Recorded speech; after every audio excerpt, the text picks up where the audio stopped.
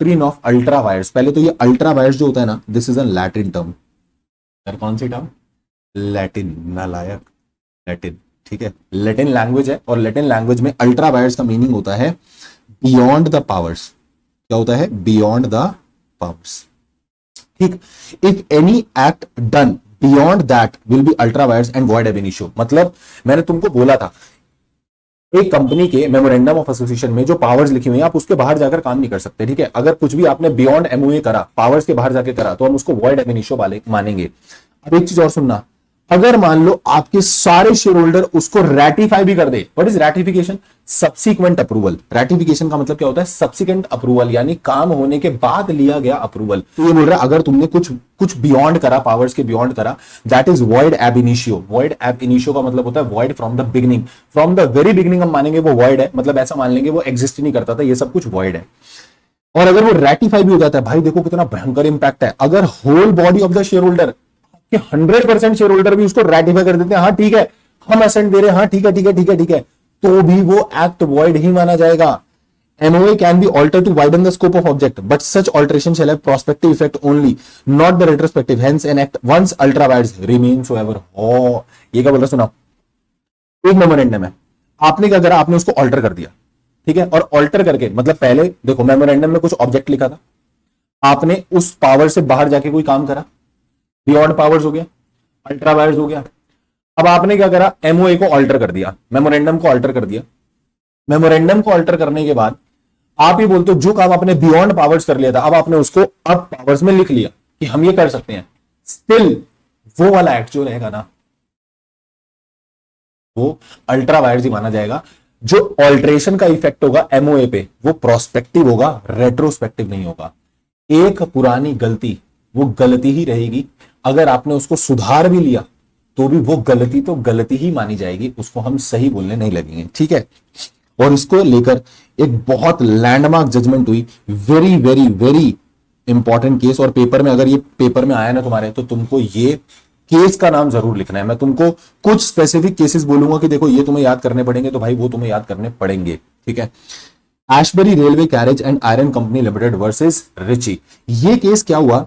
ये जो रिची था, सुनना, ये जो रिची था, ये एक बेल्जियम में ना एक रेलवे लाइन बन रही थी, ठीक है। अब थोड़ा केस को समझना, फिर फैक्ट्स ऑफ द केस समझाऊंगा, फिर मैं उसके बाद ही समझा पाऊंगा कि ये क्या डिसाइड हुआ था इसमें।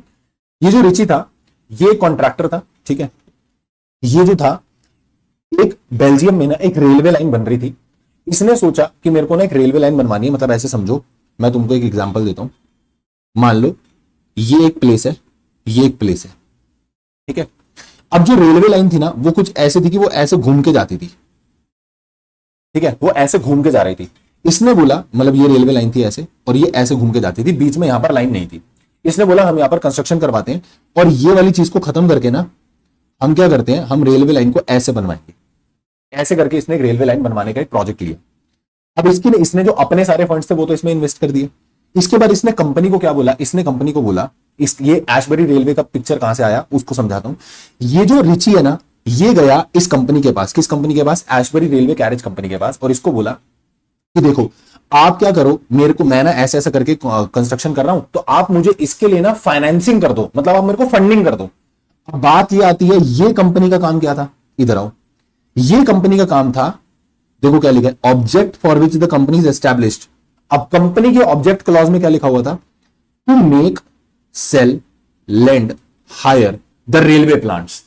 इसके ऑब्जेक्ट में लिखा है make, sell, lend, hire the railway plants to carry on the business of mechanical engineering. हम मैकेनिकल इंजीनियरिंग का काम करेंगे, एंड जनरल कॉन्ट्रैक्टर। जो स्यापा मचा था ना, वो सिर्फ इसी शब्द की वजह से मचा था, जनरल कॉन्ट्रैक्टर। यही वो वर्ड है जिसकी वजह से ये केस हुआ है, ठीक है, ध्यान रखना, यही वो वर्ड है जिसकी वजह से पूरा केस हुआ।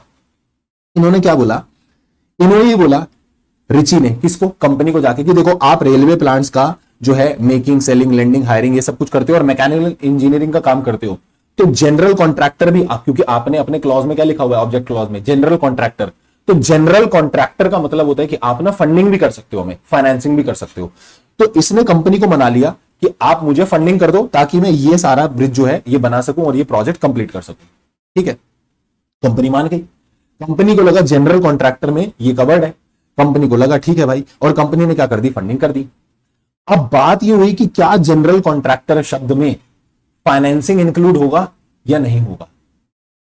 ये मैं आपसे पूछता हूं कि जनरल कॉन्ट्रैक्टर शब्द में क्या फाइनेंसिंग की एक्टिविटी इंक्लूड होनी चाहिए। अब देखो तुम्हें भी जनरली लग रहा होगा नहीं, बट उस समय कंपनी को लगा कि हाँ ठीक है, जनरल कॉन्ट्रैक्टर का मतलब जनरल वर्ड है, हम इसमें कोई भी एक्टिविटी को ऐड कर सकते हैं। उन्होंने financing for the railway project add कर लिया।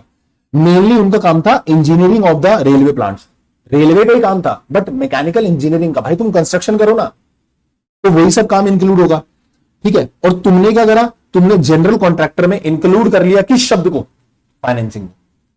यहां लोचा हुआ। जब इस जनरल कॉन्ट्रैक्टर में फाइनेंसिंग इंक्लूड हुआ तो लोचा क्यों हुआ मैं आपको बताता हूं। आप लोग एक रूल पढ़ोगे, उसको बोलते हैं रूल ऑफ एडजस्टम जेनरेस। क्या बोलते हैं, रूल ऑफ एडजस्टम जेनरेस। ये क्या होता है सर, एडजस्टम जेनरेस। ये रूल क्या बोलता है कि अगर मान लीजिए कुछ स्पेसिफिक वर्ड लिखे हुए हैं और कुछ एक जनरल वर्ड लिखा है, तो जनरल वर्ड का मीनिंग भी उन स्पेसिफिक वर्ड के हिसाब से निकाला जाएगा। वैसा ही यहां पर हुआ। लॉ ने बोला भाई जनरल कॉन्ट्रैक्टर, यहां पर जो शब्द लिखा है उसको भी इसी कॉन्टेक्स्ट में पढ़ा जाएगा। जनरल का मतलब ये नहीं तुम जनरल कुछ भी इसमें चीजें ऐड कर लोगे, ना ना मुन्ना ना। Later on board of director को ये रियलाइज हुआ कि कंपनी ने हरकत कर दी और कंपनी ने अपने ऑब्जेक्ट के बियॉन्ड जाके काम करा है। As it was felt that general contractor in object clause does not include financing activity, इसमें फाइनेंसिंग एक्टिविटी नहीं आती। ये बोर्ड को रियलाइज हो गया। अच्छा, फिर उसके बाद उसने मना करा। अब उसने मना कर दिया कि भाई हम प्रोजेक्ट क्या बोलते हैं कंप्लीट नहीं करेंगे, क्योंकि हमने ना अल्ट्रा वायरस काम कर लिया है, तो ये नहीं हो सकता। अब रिची ने बोला भाई मेरे तो पैसे लग गए हैं और तुमने भी थोड़े थोड़े पैसे लगा दिए, शेयर होल्डर्स के पैसे। भाई कंपनी के पास पैसे कहां से आए थे, शेयर होल्डर से, तुमने वही पैसे उठा के यहां लगा दिए। तो रिची ने दिमाग लगाया, यार ऐसे तो मैं भी बर्बाद हो जाऊंगा। रिची गया शेयर होल्डर्स के पास कि यार देखो मेरी बात सुनो, मेरा बहुत पैसा लग गया, तुम्हारे भी कुछ पैसे कंपनी ने उठा के लगा दिए, तुम प्लीज इस एक्ट को रेटिफाई कर दो ताकि प्लीज ये काम हो जाए। उसने शेयर होल्डर को मना लिया। शेयर होल्डर्स ने 100% शेयर होल्डर्स ने रेटिफाई करा, majority by majority share holder ने रेटिफाई करा, बट बोर्ड ने फिर भी फंड देने से मना कर दिया। जब कॉन्ट्रैक्ट बिल्कुल रेपुडिएट हो गया, कैंसिल हो गया, रिची ने केस फाइल करा फॉर द डैमेजेस कि कंपनी ने कॉन्ट्रैक्ट का ब्रीच किया है। लॉ ने डिसीजन सुनाया, ये जो एक्ट है ना ये अल्ट्रा वायरस माना जाएगा। जनरल, इसने बोला कि जनरल कॉन्ट्रैक्ट जो आपने शब्द लिखा हुआ है अपने ऑब्जेक्ट क्लॉज में, रिची ने ये क्लेम डाला था कि जनरल कॉन्ट्रैक्टर जो है ना, ये वर्ड आपने जो ऑब्जेक्ट क्लॉज में लिखा है ये कंपनी को पावर देता है कि आप इसमें आ सकते हो, और majority of the share holder ने तो रेटिफाई भी कर दिया है। तो वहां पर डिसीजन क्या आया, हाउस ऑफ द लॉर्ड ने बोला नहीं, कॉन्ट्रैक्ट जो था वो अल्ट्रा वायरस था और ये कॉन्ट्रैक्ट को नल एंड वॉइड माना जाएगा। जनरल कॉन्ट्रैक्टर के अंदर it was interpreted to indicate as making generally of the such contract which are connected with the mechanical engineering। वो जनरल कॉन्ट्रैक्टर का मीनिंग भी मैकेनिकल इंजीनियरिंग वाले कॉन्ट्रैक्ट्स में ही लिया जाएगा। कुछ अलग कॉन्ट्रैक्ट नहीं है वो कि तुम कुछ भी कॉन्ट्रैक्ट कर सकते हो, तुम जनरल कॉन्ट्रैक्ट कर सकते हो फाइनेंसिंग का ना। कोर्ट ने ये भी बोला if every shareholder of the company had been in the room and said, सारे भी आ जाओ भाई, मेजॉरिटी छोड़ो, सारे भी आ जाओ, और सारे भी आगे अगर ये बोले that it is a contract which we desire to make, which we authorise the directors to make, still अभी भी हम उसको अल्ट्रा वायरस मानेंगे। और रिची जो है वो कंपनी को स्यू नहीं कर सकता, कॉन्ट्रैक्ट वॉइड एब इनिशियो है। कंपनी ने अपना पल्ला झाड़ लिया, भैया हम पैसे नहीं दे रहे, आपके पैसे बर्बाद हुए हमें मतलब नहीं है। The shareholder cannot ratify such a contract as the contract was ultra vires the object clause which by act of parliament they were prohibited from doing। तो मना किया गया कि भैया ये अल्ट्रा वायर्स ही होगा, हम आपको अलाउ नहीं करेंगे, ये कॉन्ट्रैक्ट आपके बियॉन्ड द पावर्स है, आप ये कॉन्ट्रैक्ट नहीं कर सकते। और इसको अल्ट्रा वायर्स मानने की वजह से कॉन्ट्रैक्ट को वॉइड एब इनिशियो बोला गया। Permanent injunction can be taken against the company, company पे स्टे ऑर्डर लगा देंगे, और डायरेक्टर्स जो है वो पर्सनली लायबल है to the company as well as the third party. वो जो डायरेक्टर है वो पर्सनली लायबल हो जाएंगे कंपनी, क्योंकि अल्टीमेटली तो कंपनी को डायरेक्टर ही चला रहे थे ना, तुमने कंपनी का नुकसान क्यों कराया, तो डायरेक्टर पर्सनली लायबल होंगे। किसके प्रति, कंपनी के प्रति। किसके प्रति, कंपनी के प्रति, as well as third party. अब थर्ड पार्टी को जो लॉस हुआ है उसके लिए भी डायरेक्टर पर्सनली लायबल होगा, कंपनी लायबल नहीं होगी। डायरेक्टर पर्सनली उसको क्या करेगा, कॉम्पेंसेट करेगा to the company as well as the third party.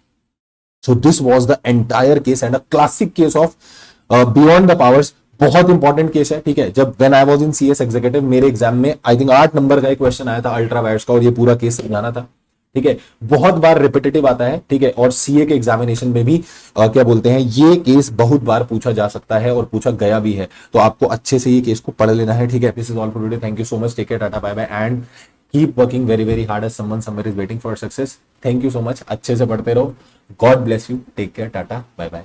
More such related content do follow channel, thank you.